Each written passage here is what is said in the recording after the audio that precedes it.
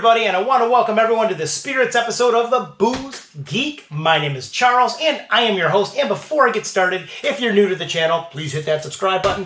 And if you like the episode, hit that like button too. Give us a big thumbs up, and I'm going to thank you all in advance. But on the Spirits episode, we are tasting and reviewing a tequila from LOS ALAMBIQUES DESTILADORES. LOS ALAMBIQUES Distilling, and they are located in Jalisco, Mexico. So let's grab the bottle. So from LOS ALAMBIQUES, this is the first expression of their curado. Now, I'm going to get the stats out of the way, then I'm going to talk about this for a second. So this is a tequila blanco, and this tequila clocks in at 40% ABV, which is a nice, even, easy peasy 80 proof. Now, you may be wondering, you may be asking, well, if it's a tequila blanco, if it's a silver tequila, an unaged tequila, why does it have color? Well, here's the funny thing. So the distillery, they use an interesting process. So what they do is they make their tequila blanco, and then in their different expressions of this tequila, they infuse cooked agave with different agave from different regions of Mexico. So for example, this curado, this is infused with cooked blue Weber agave. Now, what that does is that is going to give it some interesting aromas, some interesting flavors, and ultimately, that's what gives this tequila blanco its color. This is an unaged tequila. It's never touched a barrel. So there you have it. Pretty cool, pretty different, and it's actually quite similar to the Mexican beverage pulque, which is an alcoholic beverage that is infused with different herbs and spices or fruits and this and that. So it's a similar technique. And yeah, as far as I know, they were the first distillery to use this technique in tequila. So there you have it. Tequila blanco, but it does have color. So no confusion there. I just explained it. But let's pop the top on this one. Here we go. There's the bottle. Boom, baby. And let's get a little pour. And as I always say with spirits, just a little dab will do ya. That should do it. Okay. Now, what do we have color-wise? Okay, well, it's a tequila blanco, but it does have color. So it is a very, very light golden straw. And there are some legs on the glass. But, yeah, interesting. Tequila blanco, it should be clear, but it's not. It's got color. But here we go. Let's give this a nose, and here, let's see what we got going on aroma-wise. So nose number one. Here we go. Okay, well, first and foremost, we got some slight heat. We got slight heat, but what do we have aroma-wise? Well, we also have, there are some grassy notes coming through.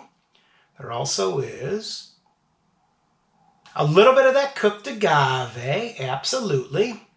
We also have some notes of citrus, and one more. Doo-doo-doo. Some white pepper on the nose. Interesting. Okay. Well, I'm going to swirl and swirl and swirl, get this one to open up, and here we go, the moment of truth. Let's see what we got going on palate-wise. So I'm going to PROST to the curado, and PROST to Mexico. Salud, baby. Sip number one.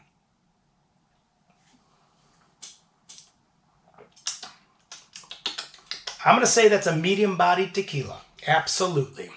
However, flavor-wise, what do we have? Well, we have just a little bit of heat. Just a little bit. But we also have, this is interesting, we also have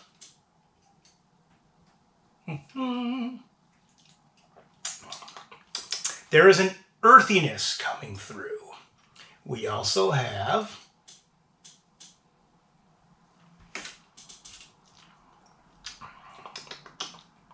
very, very, very slight citrus. And another swirl, swirl, swirl.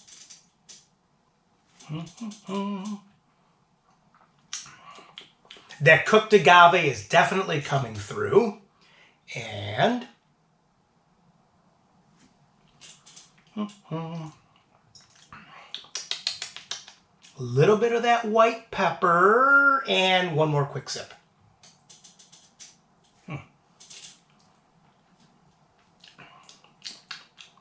Yeah, just a very, very slight vegetal quality coming through. I mean, it's a unique process. It's definitely different. I'm not going to lie. It's a little bit heavier on some of the aromas and flavors than, usually you get from tequila. I will say this, I do think it's a little unbalanced aroma-wise and palate-wise, but on the pint-o-meter, I'm going to give this tequila a 6.5. I mean, yeah, absolutely. I'm comfortable with that. And I'm comfortable with giving it that because it's a unique process. It's something different, although I just don't think the process has been perfected yet. But it would be interesting to get some of the other expressions on the show and see, how they utilize the other tequila varietals from different parts of Mexico. I should say the other agave varietals, not tequila varietals, agave varietals. And but very interesting tequila, and I definitely recommend this. It's definitely worth a try. I think it has some kinks that need to be worked out, but overall, good job here. So I'm going to take one more quick sip. I want to thank everyone for tuning into this episode, and as always, you can follow me at the websites, which is www.pubsafapinton.com, or the blog, which is www.pubsafapinton.blogspot.com. And with that, we'll see you on the next episode. So raise that glass. Cheers, PROST, SALUD, and enjoy.